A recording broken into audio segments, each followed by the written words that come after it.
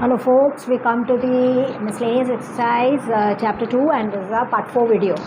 Let's continue with what we were doing in the previous class. It's about proving, more or less about proving. So here we have seen in these cases mostly the x that is there, sometimes it works, sometimes this x is very inconvenient, so that is why we do a substitution, and then with the substitution we work, so it becomes a little easy. Generally it is the right hand side which helps us know about the substitution. So because we see all this here, probably x equal to cos 2 theta should be a good substitution. So first let's think about it. Let x be cos 2 theta. So what will happen? 1 plus x will become 1 plus cos 2 theta. So root of 1 plus x, and that we know is 2 cos squared theta.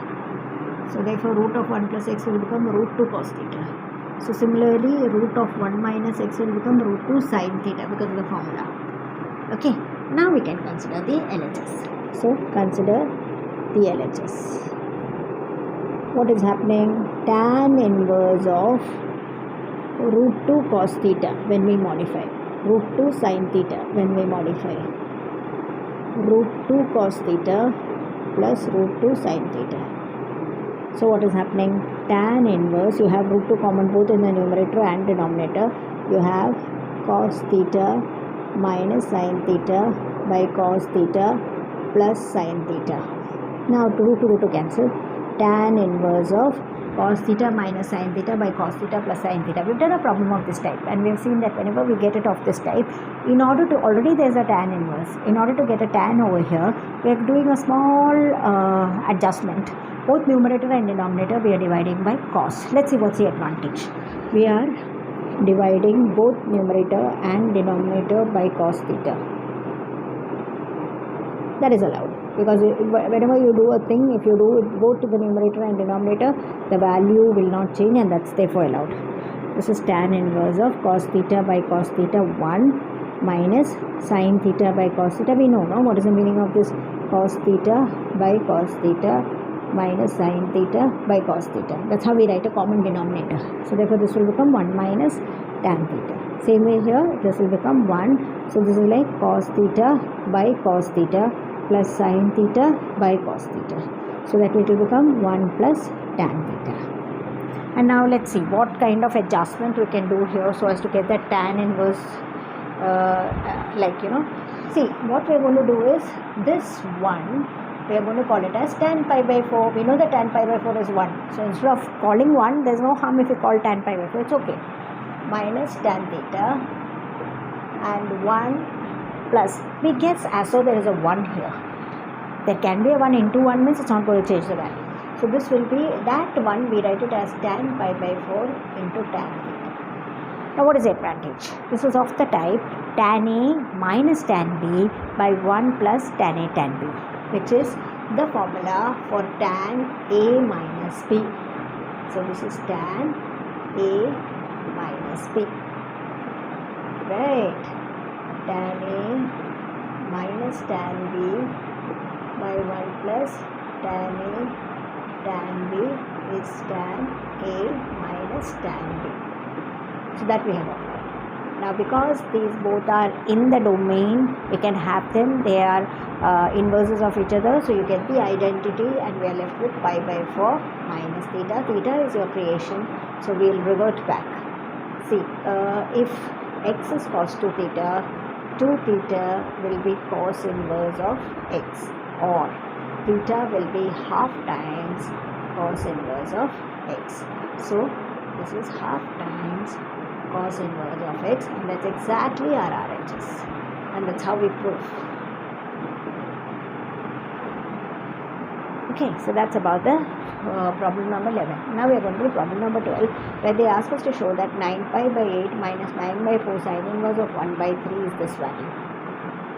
Okay, let's start with the LHS directly. I don't know whether we require, I don't know, that time we will see what is to be done. Okay, consider the LHS, and that is 9 pi by 8 minus 9 by 4 times sin inverse of 1 by 3. Very apparently 9 by 4 is common, it's very glaring. So let's have the 9 by 4 common. So what will be staying here? Pi by 2, because 4 to 8, 9 pi, yeah. Sine inverse of 1 by 3. We all know that sine inverse of theta plus cos inverse of theta is pi by 2. So this can be written as, you can write pi by 2 minus sine inverse of theta is cos inverse of theta. So because of that, this will become cos inverse of 1 by 3. That's it. You are almost reached the result. We'll consider the right triangle. Consider the right triangle. How?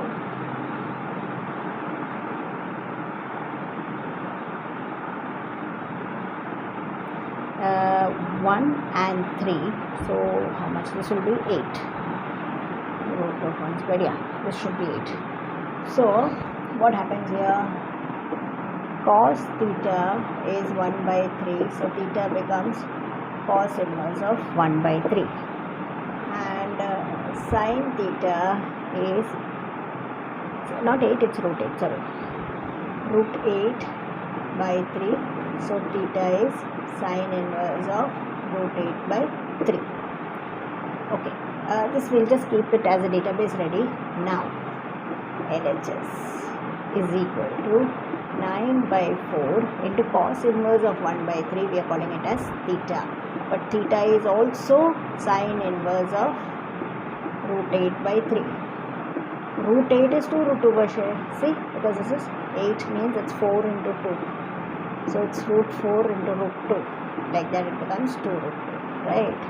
So sine inverse of 2 root 2 by 3. That is our RHS, hence proved. Right? So that's how we are supposed to show that this is how it is happening. Now that is our 12th problem. Now 13th problem is not a prove that problem, it's a solve problem. You have to solve this and get the value of x. Okay, so we'll apply property and see what is the value of x. 2 tan inverse, and we have to look at this result. 2 tan inverse of theta is tan inverse of 2 theta by 1 minus theta squared. Let's use that property. So this will come to this is no LHS, RHS because it's solved. So it is tan inverse of 2 cos x by 1 minus cos squared x by using that property. Tan inverse of 2 cosec x. Yeah, I have just told you the property. Because of that property this happens. Now there is tan inverse on both sides. So let's apply tan on both sides. When we apply tan on both sides, tan inverse and tan, they are inverses of each other. That is why you get identity. So you are left with 2 cos x by 1 minus cos squared x equal to 2 cosec x. I hope you are able to understand. Tan inverse is getting, by applying tan, they are removed. So this is now 2 cos x. Of course 2 you can cancel. You have cos x by sine squared x. We all know that this is sine squared x and this is cosec x. So you have cos x equal to cosec x by sine squared x.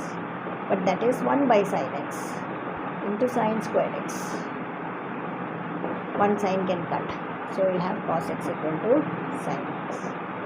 When does cos x become equal to sin x? At what angle? Only one angle, pi by 4.